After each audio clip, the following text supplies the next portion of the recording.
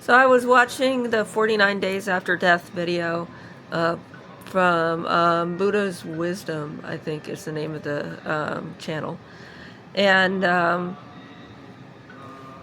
when they were talking about Theravada, Zen, all of that sort of thing, the experiences that people have after death, all of them are factual. I even went to the Pure Land, but each one teaches a specific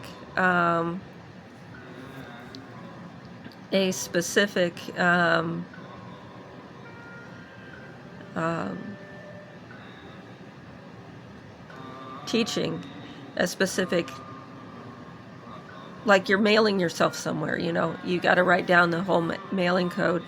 You have to do all of the different things. If you do just clear light, you might experience that. For me, the clear light watching, the practice of between being awake and being asleep, and paying attention to the different states of mind. I didn't have the vocabulary for it at the time, but that was my primary practice. But I had been exposed to other people, like trying to teach me how to get out of the world so that I wouldn't come back. I went through the Theravada thing very briefly. I went through the Zen thing very briefly. All of the different things that I'd read about death. I practiced Po Wa, and I sometimes joke that I caught the red dot. And then when I got there and talked to Amitabha,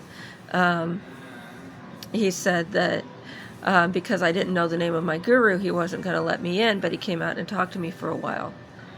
And then because of that, I went to the Sambhogakaya Akanishta, where I was in the Eastern Palace of the White Eastern Palace, Eastern Pure Land.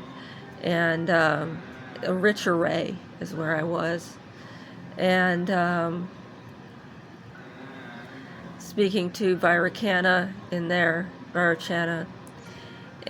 But I went through the entire mandala. I didn't go through it sequentially. I had an experience with a different tradition, in which the man who killed me said Vaya con Dios punta, and because I was a person of the fitra, it was considered a janaza. So I had the experience of transporting the Prophet Muhammad sallallahu alaihi wasallam to Jannah, just in the midst of a little freak out. And after which point we were separated. And then I had a discussion with Vairocana, who introduced himself to me as the Buddha. And I said, you can't be the Buddha. The Buddha has attained Mahaparinirvana, and he's become one with nothing and everything. And he said, okay, look, you don't know half of what you think you know. A lot of these things are different things that, when I went into calm abiding in the kiln, that was the same as the submission that he was demanding, because I was there on the Muslim ticket. So then he sent me back down. He said I would be chosen by a man, but I had to go back down, because he explained that a woman can't enter by herself. She either has to, he might send me back as a male, or if I've been chosen to be part of someone else's reward, then I would stay female. And he said I would stay female. But I had to go back so that would happen. And I didn't really want to. I had to submit to God, submit to the Buddha in order to come back. It doesn't really matter. He said he's not really sure he answers to God anymore because of some of the things that are attributed to him, and that he's definitely a him. And that... So on the way back down, it was as though I was coming back up. I went into the formless realms. I went through the rest of the mandala. through all the different colors and experience the different realms. I had a talk I started with the red with Amitabha. I started, the last thing I remember talking to before I went into the white, but again, time doesn't have to make sense, was the yellow, and they were trying to say that I should just accept that I've made mistakes and that I have problems and that I should be considered a chattel. And I said, what would happen if I failed that? He said, well, if you go into the white, very few people are successful in there. They don't know what happens to them in there. When I went through the green, it was too chaotic and busy.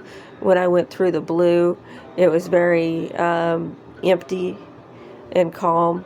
And as I was leaving, Akshobhya said something to me. And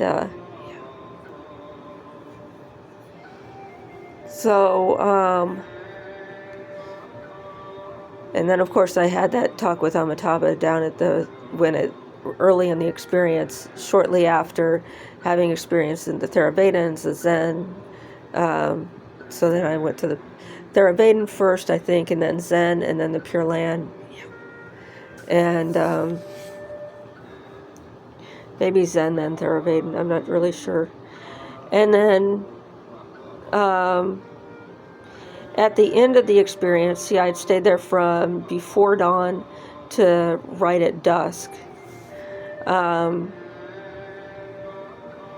I was about to head back down, and he said, no, you need to have a mark on you because you've been out for a period of time. You can't just get up the same as whatever, but I can curate that mark while you listen to this. And it was Jibreel revealing part of the Quran.